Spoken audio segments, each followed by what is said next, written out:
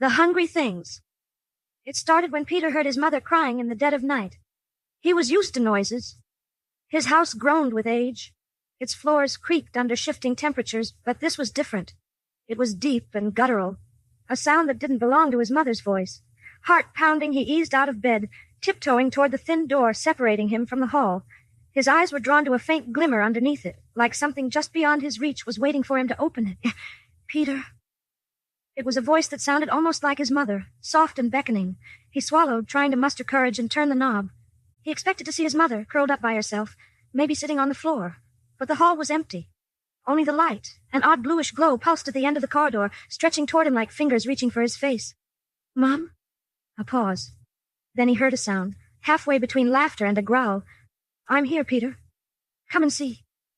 He wanted to run back to bed, but the pull was stronger than his fear. Slowly he walked forward, each step filling his body with a prickling sense of dread. The light in the corridor began to flicker, casting strange shapes across the floors and ceiling. He felt as though he was being watched from everywhere at once. And then he saw it, the thing hunched over in the kitchen. It was his mother, or what looked like her, but her limbs were wrong, bent at odd angles, her head tilted back, too far to be natural, her mouth opened wide, stretching beyond what any human jaw should be able to manage. Her eyes were open but empty, like she was a puppet on strings, her skin pale and clammy. Peter, she called to him, the voice wrong, layered with something cold and metallic. She lifted one hand, jerking like a broken doll, beckoning him closer. Come give your mother a kiss. Peter's feet locked to the floor as a scent hit him, a rotten, earthy stench that turned his stomach. It was like decay mixed with the smell of wet soil, as though something had been dragged up from deep beneath the ground. A shape moved behind her, half hidden by the cabinets. It was smaller, thinner, yet its face was distorted, stretched long with impossibly wide, toothy jaws.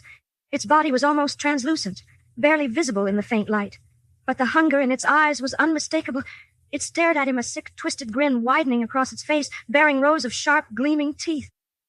Suddenly, Peter was no longer in his house, no longer in his own mind. Memories that weren't his began to flood his vision, images of others, children like him, stepping into that same corridor, walking toward the same wrong, empty figures. And one by one he felt them vanish. Their terror filled him, cold and consuming. His mother, or the thing pretending to be her, lurched toward him, her steps jerking, almost playful.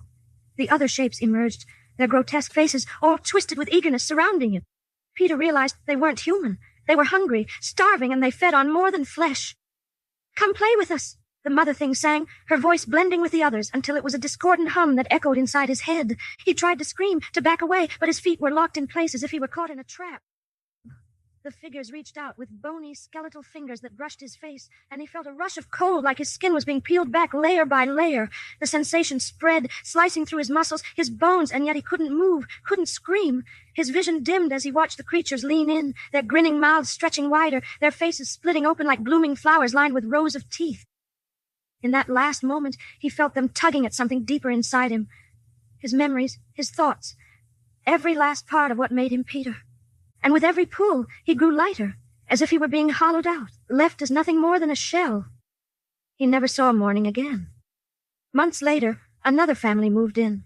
A little girl heard a sound in the night, a voice calling her name, begging her to come closer. And at the end of the hall, her mother waited, her arms open wide, her voice almost but not quite familiar. Come give your mother a kiss.